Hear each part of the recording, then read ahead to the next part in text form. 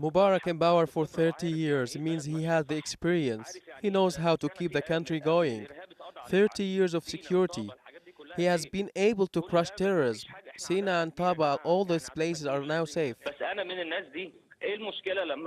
Why should there be a problem when your father sometimes overlooks you? You are many. Sometimes a father gets his own children's name wrong. A father with 3 or 4 kids can make them up. What's the problem? You are 80 million, 90 million people. Things like this will happen. Well, it's a statement that he later retracted. I want to die today. I'm not angry with the protesters. They misunderstood that. They told me go and save the country. I thought I was saving the people. I came to tell them I'm not angry with them and that I had misunderstood things. Well, he's not the only musician to express his political opinion. Arab-American hip-hop artist Omar Effendum is also with us here in Doha. Thanks very much for joining us. You've obviously penned a song which has become unofficially the anthem for what's been going on in Egypt. I mean, why are you getting involved? You're not even Egyptian. Well, first of all, thanks for having me on the show. Okay. I appreciate the introduction, but I respectfully disagree. I can't be credited with creating the Song of the Revolution. The Egyptian people themselves have been making incredible music in Tahrir Square, in Alexandria, in Suez, just chanting on the streets and coming up with things on the fly to express themselves. And that is the real music of this revolution, in my opinion. What we did was create a song of solidarity with the Egyptian people. A number of artists from the United States and Canada who came together in essence, just to kind of show, like I said, our solidarity and create a dedication to the Egyptian people and their results. And at what stage then, Omar? At what stage did you decide that you had to get involved? Well, obviously, you know, this is a relatively recent situation, and so it happened over the past couple of weeks. Put the song together with some artists who are from all over the U.S. and Canada, and so it happened online, you know. Basically sending the files that we'd recorded from Montreal, from Philadelphia, from Atlanta to our studio in Los Angeles and recording and mixing it and then putting it out online. And subsequently, you know, it's received over the past 2 days almost 40,000 hits on YouTube. So can I ask then, because this relates to what Gillian said just a few moments ago, were you influenced by the images you saw on television screens, or were you influenced by tweets or Facebook? Well, something I said in an interview here on Al Jazeera yesterday was that, you know, I was very much influenced by what I was seeing on Al Jazeera English, which I was watching online, and what I was reading on tweets, but also from what I was hearing from my friends and my family in Egypt who, you know, I've been in contact with and I've been getting stories from directly. And so, you know, all those things, the combination of all those things, then also the history that I have, the understanding of the culture and what was happening there, you know, obviously shapes the way that I view what's happening now. So Gillian, therefore I come back to you in Boston and what you just said earlier about the fact that we may be giving too much credit to the social networks, but they are a very important tool nonetheless.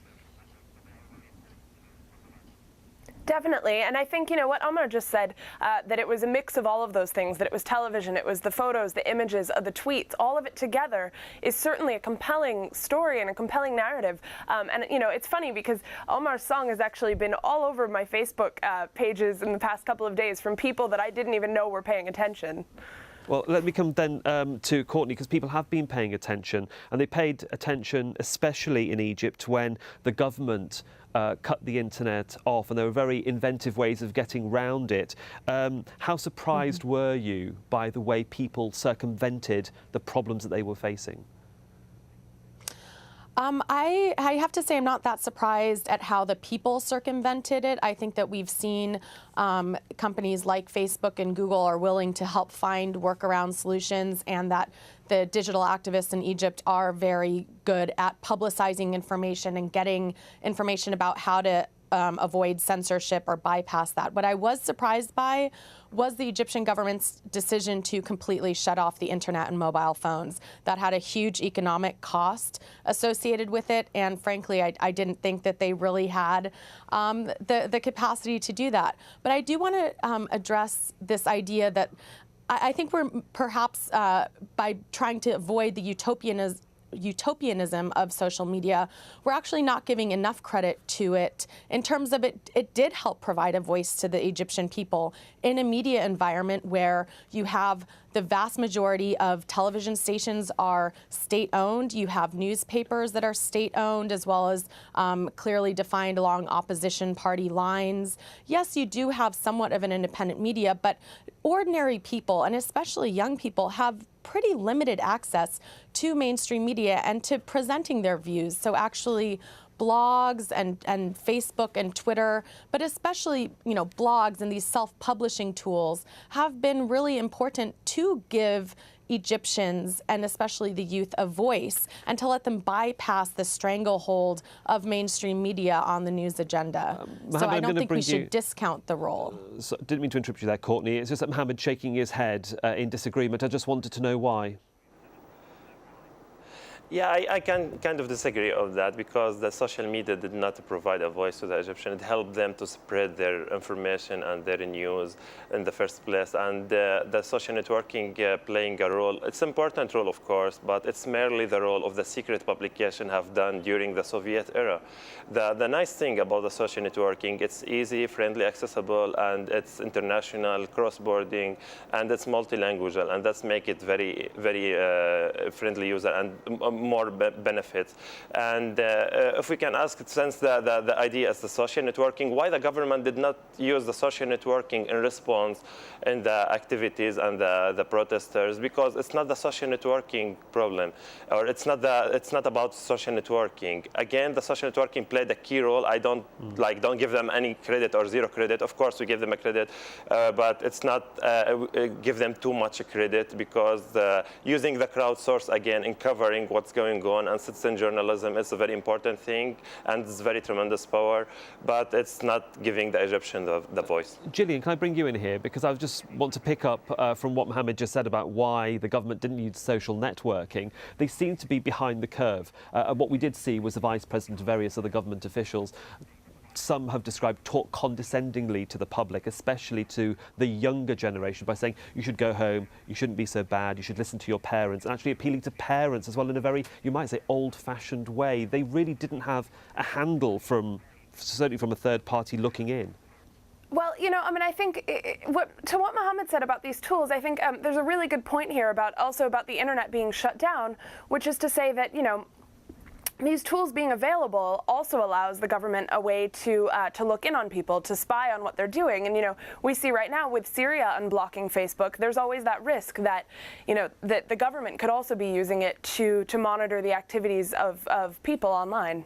Can I ask Courtney the same as well? Sorry, Courtney. I mean, you were listening, obviously, to that. And I was just wondering how you gauge the way the government reacted and the way that some have described it as talking very condescendingly to the younger generation of Egypt and the demonstrations that we saw.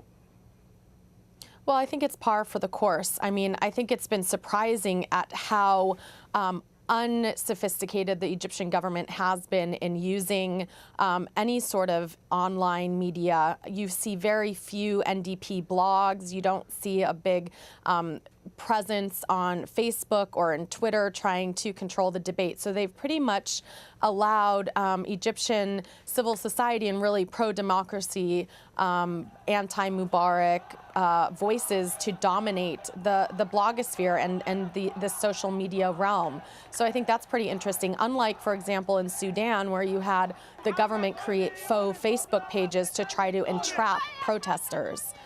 But I think that the Egyptian government is not going to get anywhere by talking down to these activists, because they have been engaged for several years in trying to bring change to their countries. And social media, it is helping them amplify their voice. It's helping their voice stand out among the millions of others, and it's helping amplify it to the Western media and to Western politicians, which, let's be clear, it does have an impact on Egypt. As Obama is changing his support for Mubarak and becoming a little bit less convinced this is going to have an impact. So I don't think we should discount the role that these media have in amplifying the voices of some of these activists. Well, let me bring Omar Fendam here. You know, you said just a few moments ago, Omar, that you were speaking to people on the ground, you were speaking to colleagues and friends around the world, and you know the culture. So, I mean, what was the reaction from you when you saw government officials talking in a condescending fashion and using the traditional media outlets to get their message across? I mean, I wasn't surprised, you know. It was sad to see, but I wasn't surprised at all, you know. And that is just really what I think most people of Egypt probably expected to hear as well, you know, at least the people who were involved in these protests. And just wanted to make a point that it is also sad. I think we briefly talked about Tamer Hosni earlier, you know. I think the truth is, like, some of the government tactics have worked, and they have kind of created a little bit more fear in some of the people, but the resolve. I'm not a huge fan of his music, I must say, but the resolve of the Egyptian people to push through that is what ultimately is gonna make this happen, I think. Sorry, thank you for not playing that anymore. That was kind of getting really hard to think there for a second. But it's also just with respect to him. I mean, you know, he's a human being. He's a man. He could make his own decisions. For him to come out and say that really was unfortunate. I don't think that you know, we should necessarily use violence against him. But at the same time, you know, I don't hold it against the people, you know, for having the opinions that they have about him. But he's one of many, most probably, that still might feel like that, even though he's retracted that statement now. I mean, we're coming to the end of our programme. Can I come to you, Mohammed, in terms of the way, from an impartial, you know, third-person point of view? I mean, is this a turning point of what we've been seeing in Egypt, and how social media is used? How do you think this is going to progress now? It was once seen as a tool to chat with friends. Now it can actually bring a government down to its knees. Well, I'm watching very closely. I cannot really predict what's going to happen, but I'm watching via social networking. I don't want to discount them at all. I'll give them the credit. I'm following people from Twitter and Facebook, and following some of the ICFJ trainees who trained on social networking and citizen journalism, and using the skills they learned in our courses to bring information more. And I don't want to give any idea how this, I think, gonna end, but I'm following on social networking and then another media what's going to happen. We shall see how this does develop. I'd like to thank all of my guests in Washington, D.C., Courtney Rajan, Mohammed Al-Abdullah, Gillian York in Boston, and Omar Fendam in Doha. Thank you to all my guests on this edition